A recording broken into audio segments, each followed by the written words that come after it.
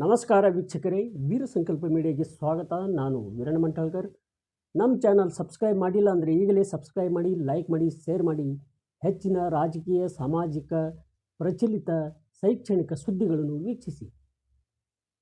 ಬಸವಕಲ್ಯಾಣ ನಗರದ ನಾರಾಯಣಪುರ ಕ್ರಾಸ್ದಿಂದ ಶಿವಪುರ ಕ್ರಾಸ್ ರಸ್ತೆ ಕಾಮಗಾರಿಗೆ ವಿಶೇಷ ಅನುದಾನ, ಸಚಿವ ಈಶ್ವರ್ ಖಂಡ್ರೆ ಸ್ಪಷ್ಟನೆ. ಬಸವಕಲ್ಯಾಣ ನಗರದ ನಾರಾಯಣಪುರ ಕ್ರಾಸ್ದಿಂದ ಶಿವಪುರ ಕ್ರಾಸ್ ನಾಗನಕಟ್ಟೆವರೆಗೆ ವಿಶೇಷ ಅನುದಾನದಡಿ 3.50 ಕೋಟಿ ವೆಚ್ಚದಲ್ಲಿ ಶರಣರ ನಾಡು ಬಸವಕಲ್ಯಾಣ ನಗರದ ನಾರಾಯಣಪುರ ಕ್ರಾಸ್ದಿಂದ ಶಿವಪುರ ಕ್ರಾಸ್ ನಾಗನಕಟ್ಟೆವರೆಗೆ ರಸ್ತೆ ಸುಧಾರಣೆ ಕಾಮಗಾರಿಗೆ ಭೂಮಿ ಪೂಜೆ ನೆರವೇರಿಸಲಾಯಿತು. ಈ ರಸ್ತೆ ಅಭಿವೃದ್ಧಿಯಿಂದ ಸ್ಥಳೀಯ ಜನರಿಗೆ ಸುಗಮ ಸಂಚಾರ ವ್ಯವಸ್ಥೆ ದೊರೆಯುವುದರ ಜೊತೆಗೆ ವ್ಯಾಪಾರ, ವಹಿವಾಟು, ವಾಣಿಜ್ಯ ಹಾಗೂ ಕೃಷಿ ಚಟುವಟಿಕೆಗಳಿಗೆ ಸಹಕಾರಿಯಾಗಲಿದೆ ಎಂದು ಅರಣ್ಯ ಹಾಗೂ ಜೀವಶಾಸ್ತ್ರ ಇಲಾಖೆಯ ಸಚಿವ ಈಶ್ವರ್ ಖಂಡ್ರೆ ಸ್ಪಷ್ಟಪಡಿಸಿದರು. ಇದೇ ಸಂದರ್ಭದಲ್ಲಿ ಕರ್ನಾಟಕ ವಸತಿ ಶಿಕ್ಷಣ ಇಲಾಖೆ, ಜಿಲ್ಲಾಡಳಿತ, ಜಿಲ್ಲಾ ಪಂಚಾಯತ್ ಹಾಗೂ ಹಿಂದುಳಿದ ವರ್ಗಗಳ ಕಲ್ಯಾಣ ಇಲಾಖೆ ಬೀದರ್ ಇವರ ಸಂಯುಕ್ತ ಆಶ್ರಯದಲ್ಲಿ ಬಸವಕಲ್ಯಾಣ ತಾಲೂಕಿನ ಕೊಹಿನೂರು ಗ್ರಾಮದಲ್ಲಿ ಸುಮಾರು 16 ಕೋಟಿ ಅಂದಾಜು ವೆಚ್ಚದಲ್ಲಿ ನಿರ್ಮಾಣ ಆಗಲಿರುವ ಮೊರಾರ್ಜಿ ದೇಸಾಯಿ ವಸತಿ ಶಾಲೆಯ ನೂತನ ಭವ್ಯ ಕಟ್ಟಡ ಕಾಮಗಾರಿಗೂ ಭೂಮಿ ಪೂಜೆ ನೆರವೇರಿಸಿದರು. ಸದರಿ ವಸತಿ ಶಾಲೆ ಗ್ರಾಮೀಣ ಹಾಗೂ ಹಿಂದುಳಿದ ವರ್ಗಗಳ ಮಕ್ಕಳಿಗೆ ಗುಣಮಟ್ಟದ ಶಿಕ್ಷಣ, ಉತ್ತಮ ವಸತಿ ಸೌಲಭ್ಯಗಳು ಮತ್ತು ಸಮಗ್ರ ವ್ಯಕ್ತಿತ್ವ ವಿಕಾಸಕ್ಕೆ ನೆರವಾಗಲಿದೆ ಎಂದು ಸಚಿವರಾದ ಈಶ್ವರ್ ಖಂಡ್ರೆ ಹೇಳಿದರು. ನಾರಾಯಣಪುರ ಕ್ರಾಸ್ ಇಂದ ನಾಗನಕಟ್ಟೆವರೆಗೆ 2 ಕಿಲೋಮೀಟರ್ ಬಸವಕಲ್ಯಾಣ ನಗರದಲ್ಲಿ ರಸ್ತೆ ಕಾಮಗಾರಿಯ ಶಂಕುಸ್ಥಾಪನೆ ಕಾರ್ಯಕ್ರಮ, ಹಾಗೆ ಕೊಹಿನೂರಿನಲ್ಲಿ ನಾವೊಂದು ಹಿಂದುಳಿದ ವರ್ಗಗಳ ಕಲ್ಯಾಣ ಇಲಾಖೆಗೆ 16 ಕೋಟಿ ರೂಪಾಯಿ ವೆಚ್ಚದಲ್ಲಿ ಒಂದು ಮೊರಾರ್ಜಿ ದೇಸಾಯಿ ಶಾಲೆ ಕಟ್ಟಡದ ಶಂಕುಸ್ಥಾಪನೆ, ಇವೆರಡೂ ಕಾರ್ಯಕ್ರಮ ಇವತ್ತು ಸರ್ಕಾರಿ ಕಾರ್ಯಕ್ರಮ ಆಯೋಜನೆ ಮಾಡಿದ್ದೇವೆ. ಈ ಕಾರ್ಯಕ್ರಮದ ಅಧ್ಯಕ್ಷರು ಶಾಸಕರಾದಂಥ ಮಾನ್ಯ ಶರಣು ಸಲ್ಗರ್ ಅವರೇ, ನಮ್ಮ ಮೀನು ಅಭಿವೃದ್ಧಿ ನಿಗಮದ ಅಧ್ಯಕ್ಷರು ದಿವಂಗತ ಬಿ ನಾರಾಯಣರವರ ಧರ್ಮಪತ್ನಿ ಆದಂತಹ ಶ್ರೀಮತಿ ಮಾಲಾ ನಾರಾಯಣರಾವ್ ಅವರ, ಕಾಡಾ ಅಧ್ಯಕ್ಷರಾದಂತಹ ಮಾನ್ಯ ಬಾಬು ಹೊನ್ನ ನಾಯಕರವರ, ನಮ್ಮ ಬ್ಲಾಕ್ ಕಾಂಗ್ರೆಸ್ ಅಧ್ಯಕ್ಷರಾದಂಥ ಮಾನ್ಯ ನೀಲಕಂಠ ರಾಠೋಡ್ ಅವರೇ, ಶಶಿ ದುರ್ಗೆ ಅವರೇ, ಬಸಯ್ಯ ಸ್ವಾಮಿ ಅವರೇ, ಮುಳೆ ಅವರೇ, ಡಾಕ್ಟರ್ ಮಠಪತಿ ಅವರೇ, ಪ್ರಭು ಪಾಟೀಲ್ ಅವರೇ, ಜಿ.ಆರ್. ಪಾಟೀಲ್ ಅವರೇ, ಶಿವರಾಜ್ ಅವರೇ, ಯುವರಾಜ್ ಅವರೇ, ಇಲ್ಲಿ ಅನೇಕ ಜನ ಉಪಸ್ಥಿತರಿದ್ದಾರೆ. ಪಿಂಟೋ ಇರಬಹುದು, ಮತ್ತೆ ಉಪಸ್ಥಿತರಿರುವಂತ ಎಲ್ಲ ನಮ್ಮ ಆತ್ಮೀಯ ಬಂಧುಗಳೇ, ಹಿಂದುಳಿದ ವರ್ಗಗಳ ಕಲ್ಯಾಣ ಇಲಾಖೆಯ ಅಧಿಕಾರಿಯವರ, ಲೋಕೋಪಯೋಗಿ ಇಲಾಖೆಯ ಡಬಲಿ ಶಿವಶಂಕರ್ ಕಾಮಶೆಟ್ಟಿ ಅವರ, ಗಿರೀಶ್ ಅವರ, ನಮ್ಮ ಶರಣು ಅವರ, ನಮ್ಮ ಸಂತೋಷ್ ಗುತ್ತೇದಾರ್ ಅವರ, ಉಪಸ್ಥಿತರಿರುವಂತ ಮಹೇಶ್ ಅವರ, ಎಲ್ಲರಿಗೆ ಇವತ್ತಿನ ನಮ್ಮ ವೈಜನಾಥ್ ಕಾಮಶೆಟ್ಟಿ ಅವರು ಇಲ್ಲೇ ಇದ್ದಾರೆ, ಮತ್ತೆ ನಮ್ಮ ಅಂಗದರಾವ್ ಜಗತಾಪ್ ಅವರಿದ್ದಾರೆ. ಇಲ್ಲಿ ಉಪಸ್ಥಿತರಿರುವಂತ ಎಲ್ಲ, ಯಾರ್ದಾದ್ರೂ ಹೆಸರು ಬಿಟ್ಟು ಹೋಯ್ತು ಅಂದ್ರೆ ಏನ್ ತಪ್ಪು ತಿಳ್ಕೋಬೇಡ್ರಿ, ರೈಸ್ ಬೀಸ್ ಕೂತಿದ್ದಾರೆ. ಬಂದಂತ ಎಲ್ಲರಿಗೆ ಇವತ್ತಿನ ಒಂದು ಕಾರ್ಯಕ್ರಮದ ಹಾರ್ದಿಕ ಅಭಿನಂದನೆ ಮತ್ತು ಶುಭಾಶಯಗಳನ್ನು ಕೋರ್ತಾ ಇದ್ದೇನೆ. ಆತ್ಮೀಯರೇ, ಇವತ್ತು ಬಸವಕಲ್ಯಾಣ್ಗೆ ನಮಗೆ ಅವಿನಾಭವಾದಂತ ಒಂದು ಸಂಬಂಧ ಇದೆ. ನಾನು ಅಧಿಕಾರದಲ್ಲಿ ಇದ್ದಾಗಲೂ, ಅಧಿಕಾರದಲ್ಲಿ ಇರದೇ ಇದ್ದರೂ ಈ ಬಸವಕಲ್ಯಾಣ ಅಭಿವೃದ್ಧಿಗಾಗಿ ಸಾಕಷ್ಟು ಶ್ರಮ ಮಾಡಿದ್ದೇನೆ.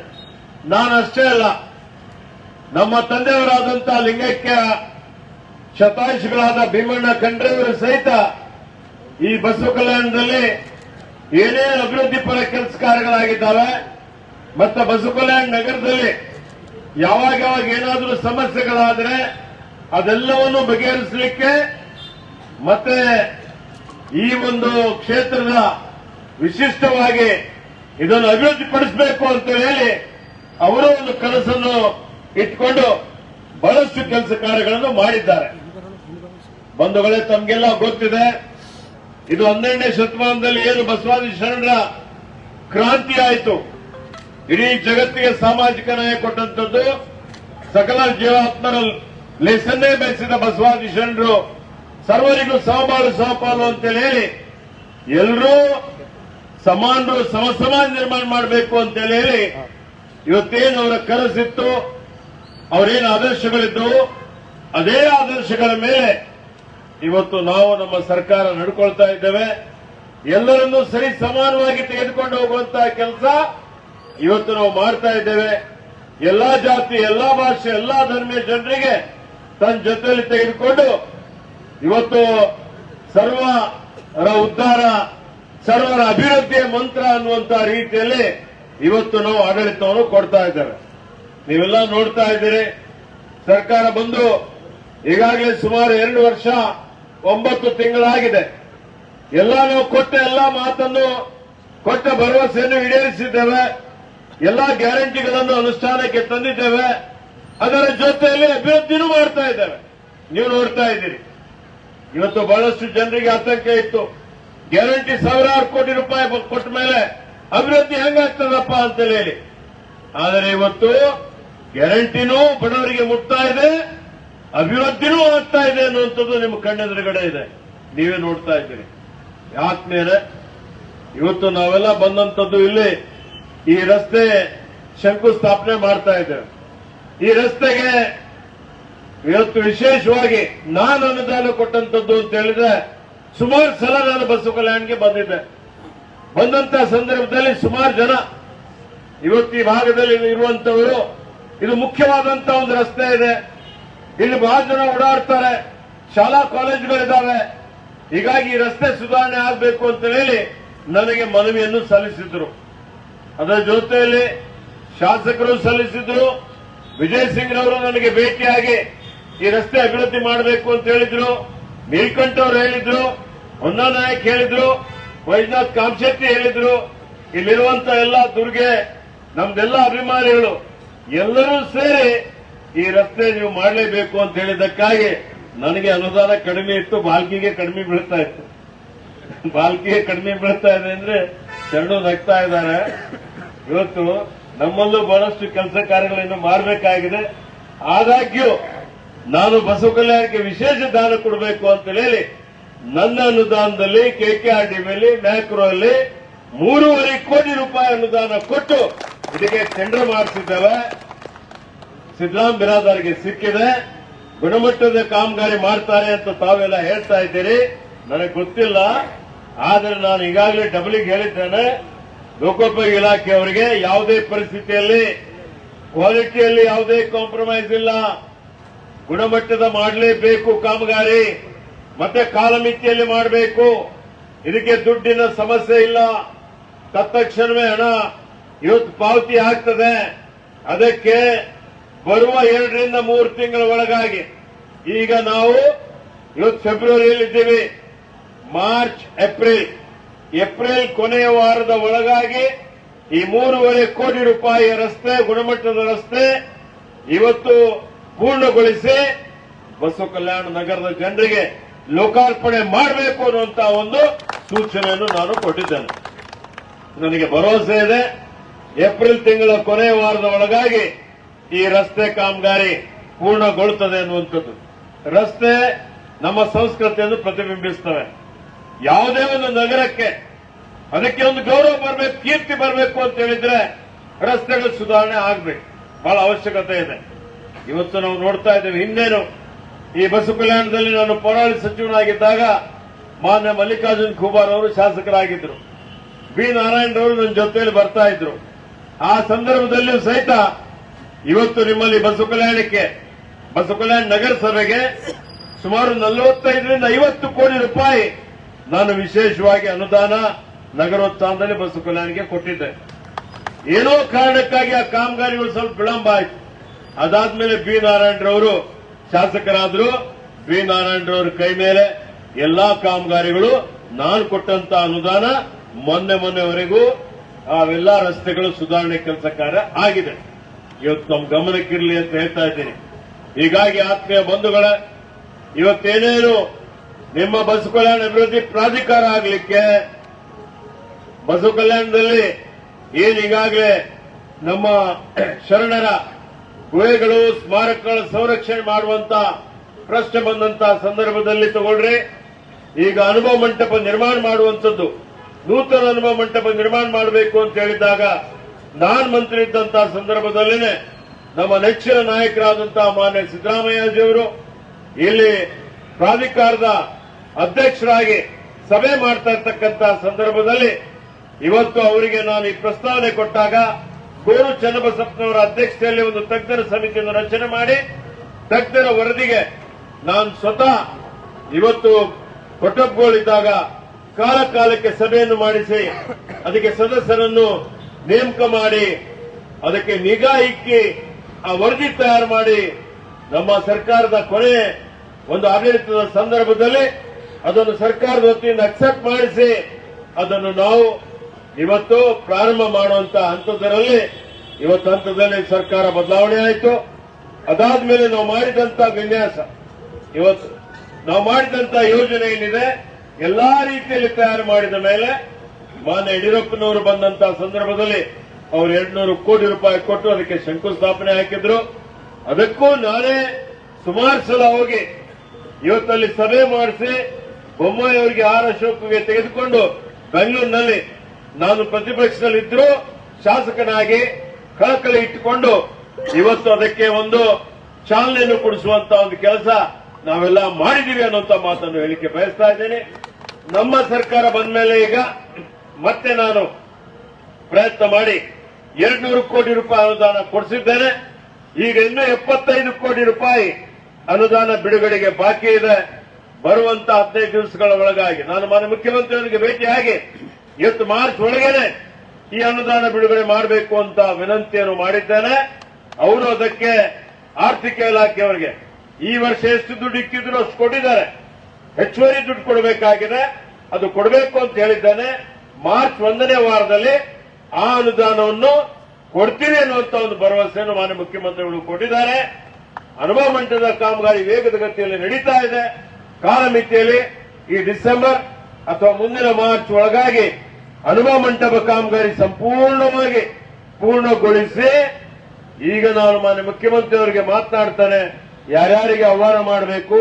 ಯಾಕೆಂದ್ರೆ ಅನುಭವ ಮಂಟಪಕ್ಕೆ ನಾನು ಪ್ರಪ್ರಥಮ ಬಾರಿಗೆ ಶಿವರಾತ್ರಿ ದಿವಸ ನಮ್ಮ ನೆಚ್ಚಿನ ನಾಯಕರು ಇವತ್ತು ಲೋಕಸಭೆಯಲ್ಲಿ ಪ್ರತಿಪಕ್ಷ ನಾಯಕರಾಗಿರುವಂತಹ ಮಾನ್ಯ ರಾಹುಲ್ ಗಾಂಧಿ ಅವರಿಗೆ ಕರ್ಕೊಂಡು ಬಂದು ಹನುಮ ಮಂಟಪ ತೋರಿಸಿದ್ದೆ. ಹನುಮ ಮಂಟಪಕ್ಕೆ ಭೇಟಿ ಕೊಟ್ಟು ರಾಹುಲ್ ಗಾಂಧಿ ಅವರು ಬಂದು ಹೋಗಿದ ಮೇಲೆ ಅಮಿತ್ ಶಾ ಅವರು ಬಂದರು. ಇವತ್ತು ಆ ಸಂದರ್ಭದಲ್ಲಿ ಅಂದ್ರೆ ಇಲ್ಲಿ ಪಕ್ಷಾತೀತವಾಗಿ ಎಲ್ಲರಿಗೂ ಬಸವಣ್ಣ ಬೇಕು. ಇವತ್ತು ಎಲ್ಲರಿಗೂ ಹನುಮ ಮಂಟಪ ಬೇಕು. ಇಡೀ ಜಗತ್ತಿನ ಪ್ರಥಮ ಸಂಸತ್ತು.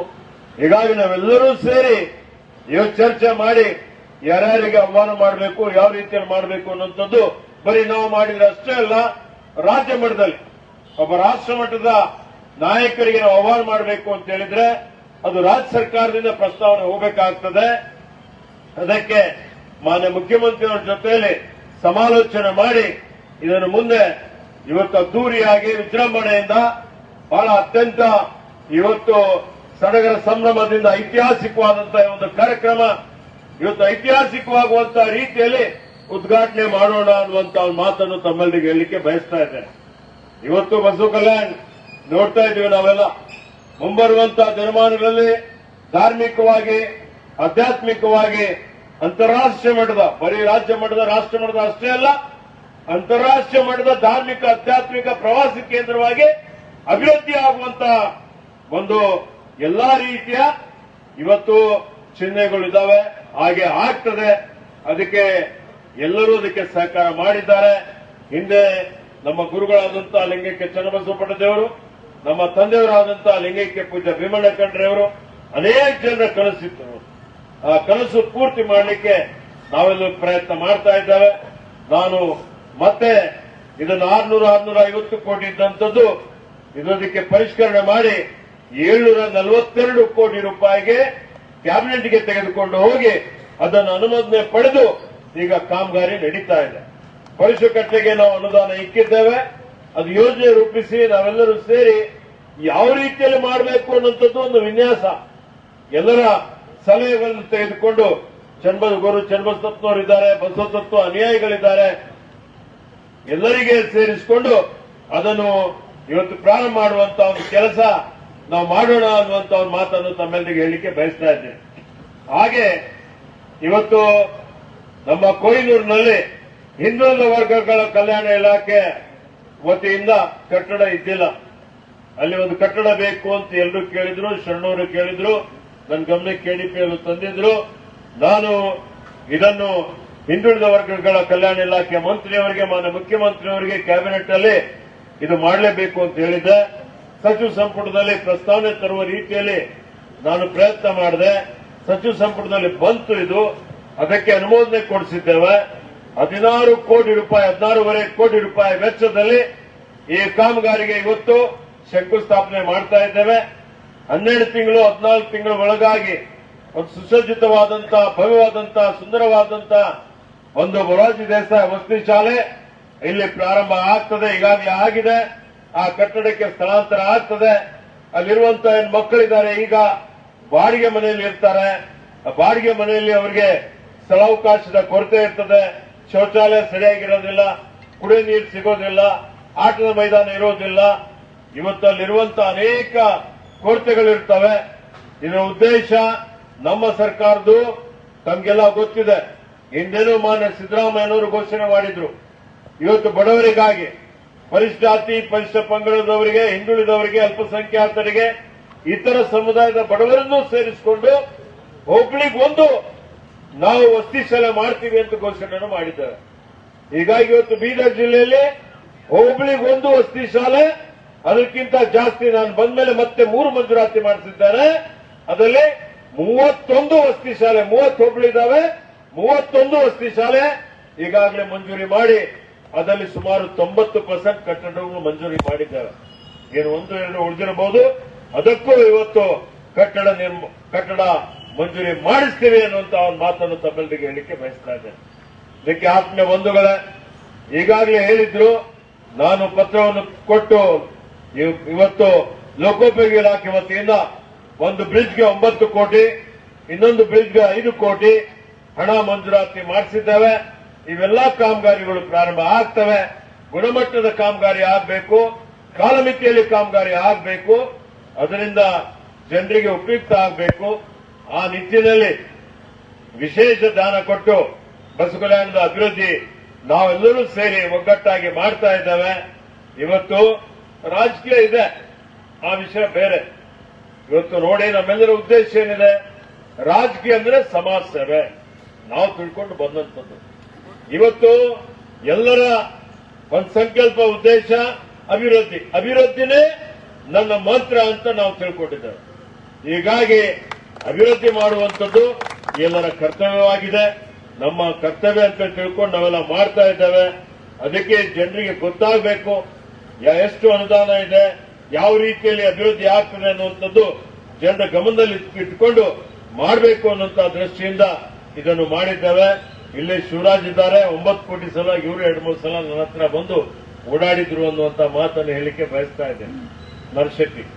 ಹೀಗಾಗಿ ಇನ್ನು ಮುಂಬರುವಂತಹ ದಿನಮಾನಗಳಲ್ಲೇನು ಬಸವಕಲ್ಯಾಣ ಇನ್ನೂ ಹೆಚ್ಚಿನ ಒಂದು ಇವತ್ತು ಪ್ರಗತಿ ಆಗಬೇಕು ಅಂತ ಹೇಳಿದ್ರೆ ಸರ್ಕಾರ ಇನ್ನು ಹೆಚ್ಚಿನ ಒಂದು ಧ್ಯಾನ ಕೊಡುವಂತ ಒಂದು ಅವಶ್ಯಕತೆ ಇದೆ.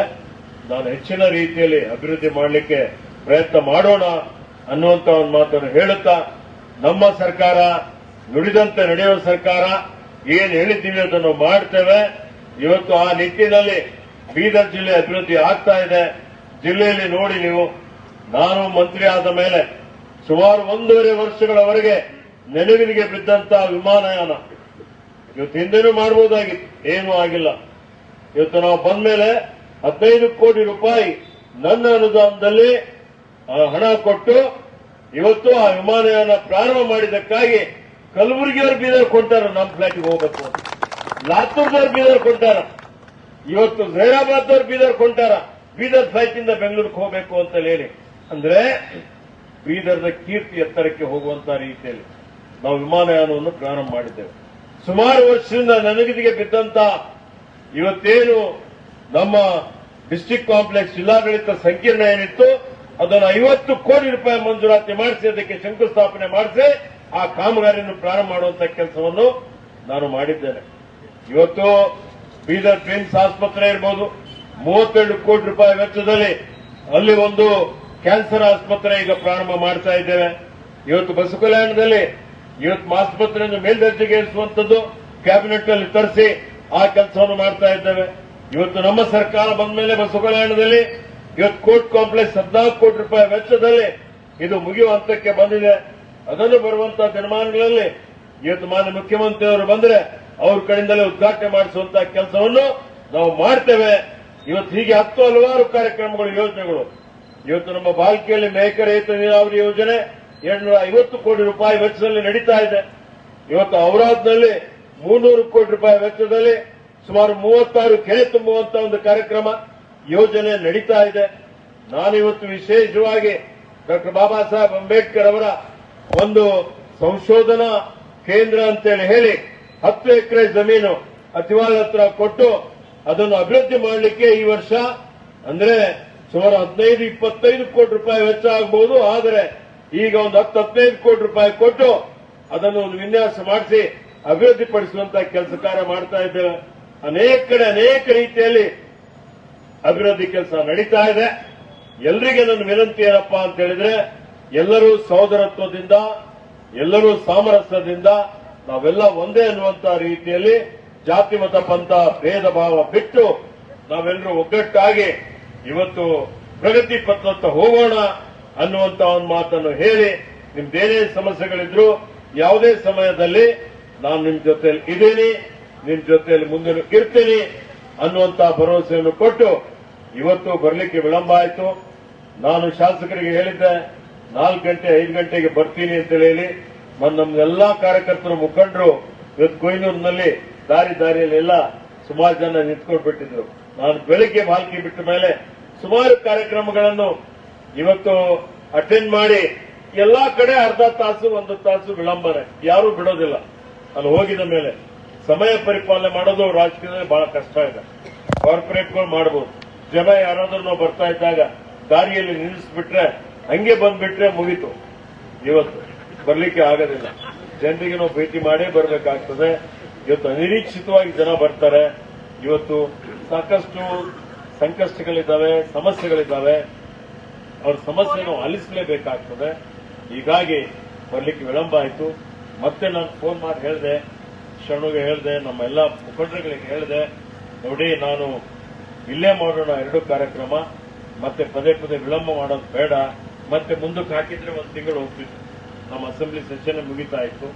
ಯಾವುದೇ ಕಾಮಗಾರಿ ವಿಳಂಬ ಮಾಡಬಾರ್ದು ಅಂತ ಹೇಳಿ ಇವತ್ತು ಈ ಒಂದು ಶಂಕುಸ್ಥಾಪನೆ ಕಾರ್ಯಕ್ರಮ ಹಮ್ಮಿಕೊಂಡಿದ್ದೇವೆ.